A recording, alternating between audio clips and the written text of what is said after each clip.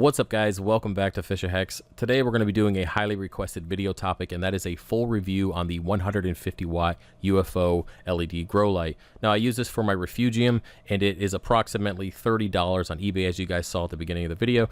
And yeah, I have seen it range between 27 to 37 depending on who sells it, but again, this is the 150 watt. They do sell a 200 watt, which I haven't used yet, but I have ordered it for a couple clients, and I will do a review on that light down the road.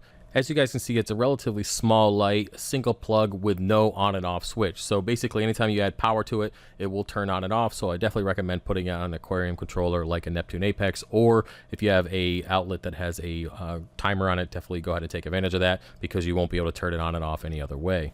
Now, this fixture has 50 LEDs, which are composed of blue, red, IR, and UV, all within the range to grow plants. Now, these are mainly used in aquaculture or inside aquaculture to grow vegetables and stuff like that. I'm sure there's some people in California using it to grow weed. Either way, it is made to grow plants, so why not give it a try for a macroalgae? So the first Refugium I went ahead and put this light over was the 2 foot by 2 foot by 2 foot 60-gallon cube on the older frag system. Now, I went ahead and since replaced that frag system, and you guys will see that here in a second, but as you can see, there's just a little bit of macroalgae in this Refugium, and I went ahead and fast forwarded 30 days, and here you can see it is entirely full, and it's definitely a ton of macroalgae that has grown over just 30-day period. Now, without a doubt, the light definitely works. I'm very happy with it. Now, I went ahead and took this frag system down and went ahead and actually built this newer one. If you guys can see the previous video, check it out. I'll put a link to it in the description below, going over why I went ahead and rebuilt the system. But either way, the Refugium is now a 40-gallon breeder, or at least half of a 40-gallon breeder, and the light is a little bit closer to the macroalgae, and again, it's growing like weeds. I'm really happy with it, and even Caulerpa is growing very quickly. Chaeto tends to take over compared to the Caulerpa, but either way, it grows like weeds, and I'm really happy with the light, and I'm probably not going to use anything else just because it works so well.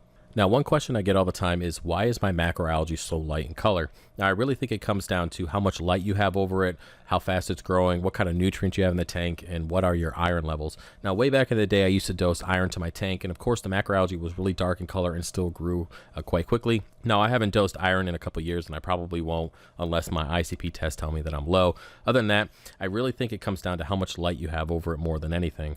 When I originally had that Amazon 45 watt test LED bulb, which I have another video on it, I'll post that in the link as well in the description, and basically, I wasn't getting any kind of lighter color in macroalgae. It was really dark. It wasn't growing. But since I went ahead and put this new light on here, it's become pretty light. And of course, it is tripled and quadrupled in size, indicating that it's growing.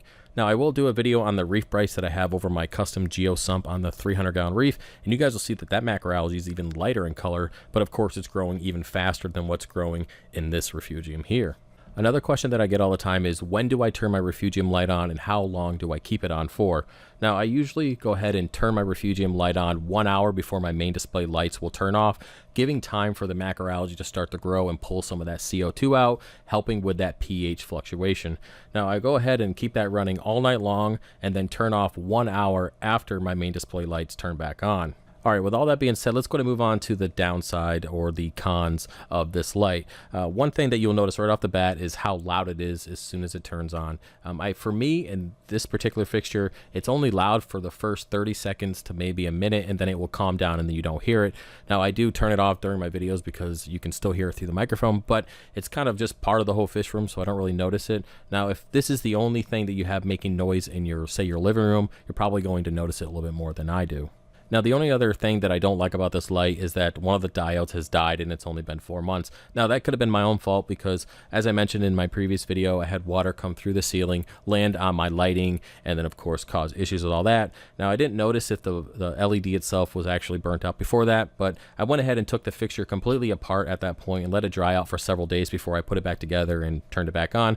So I don't know if the water caused that issue, but either way, one of the diodes has died. So if you guys are using this light and you've had other diodes die, just let me know. Maybe I'm not the only one, but other than that, that's really the only two downsides to this light. It's pretty loud and one of the diodes is dead after only 4 months.